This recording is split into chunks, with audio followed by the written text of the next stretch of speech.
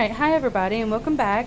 My child is actually being quiet right now, so I'm going to attempt to speak in this video. I've got some pork loin here I found on sale. Woo! And I'm going to attempt to can it. I've done it before, but it's been a couple of years. What I'm going to do first is cut this into steak size, kind of like having pork chops.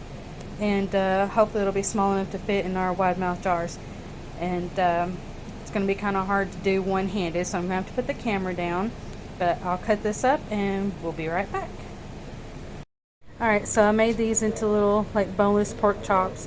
And I've cut not all the fat off, but like a big chunk of it, so that whenever I go to process it and the fat that's on it melts down and becomes liquidy, it won't be a big liquidy mess. So there's that much. Alright, now we're going to put this in here, and my little helper is going to attempt to help me.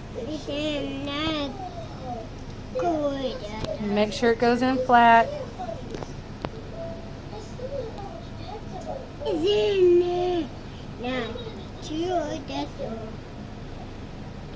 going to mash it down real good.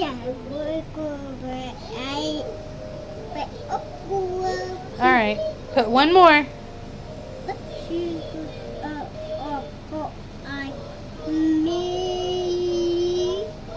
Alright, good job. Here, let mommy kind of fix this one. May have to cut this one in half.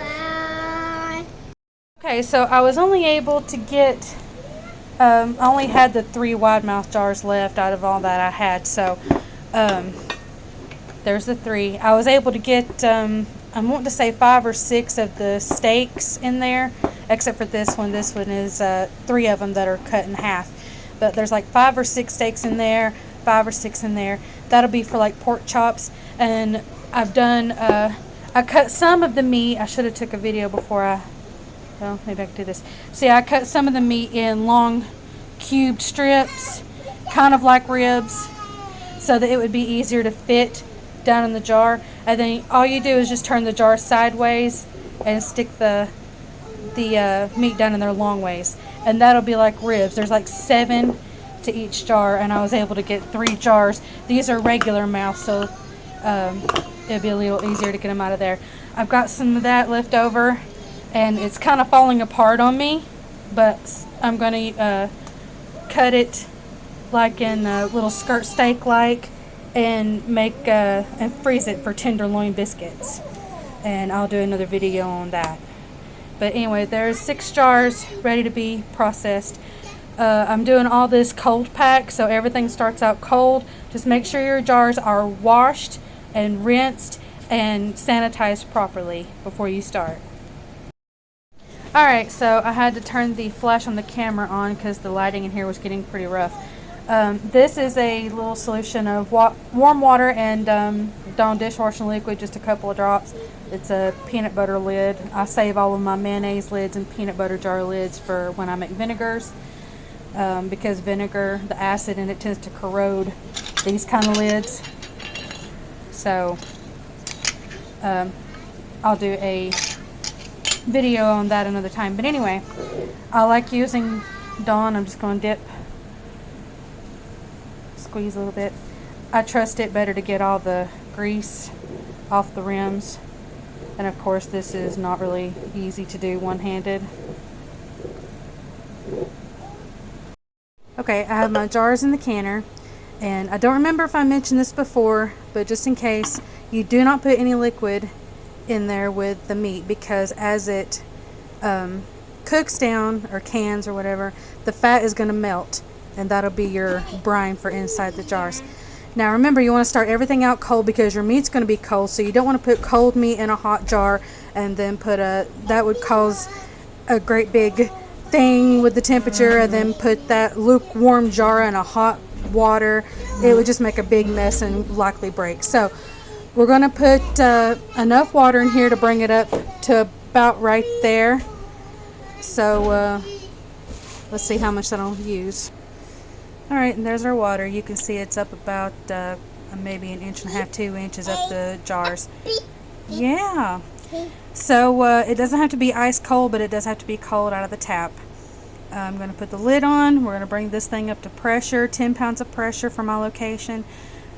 Meat cold like this needs to be processed for at the very least 2 hours.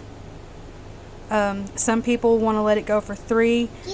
To me, that cooks it to death because it's already under so much pressure and it's being cooked as it's being canned.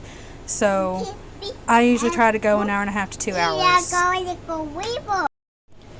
So when you see your canner come up to the proper poundage, and this was actually going down because it's been the allotted time and I turned the heat off, but once you have your canner to the proper poundage and you've already put your jiggler over your steam vent and this has been up for a while, then that's when you start counting your 1.5 to 2 hour mark.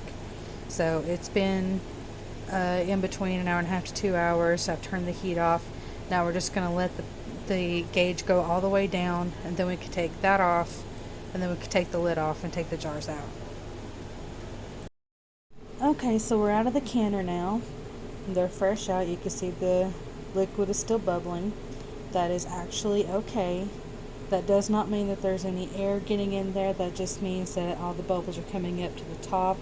That's why you leave the 1-inch head space so that the pressure can have somewhere to go. This one, you can see the liquid is not covering the meat completely. That's okay. It's not going to hurt anything. It's not going to stop the preservation process. It shouldn't stop the sealing of the jar. In fact, I think it's already sealed. Yeah, this jar is already sealed. But there's the pork loin. Whoop! And we heard another one seal. Now, one way you could tell, some jar lids have that little bump in the top.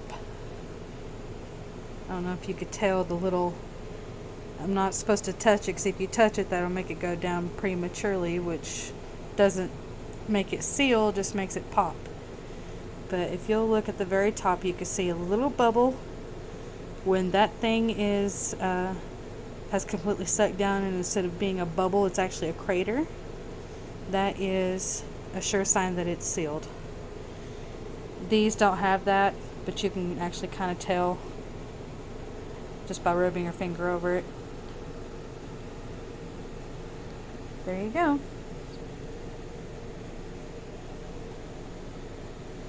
If you like what you see in these videos, please give me a thumbs up and subscribe.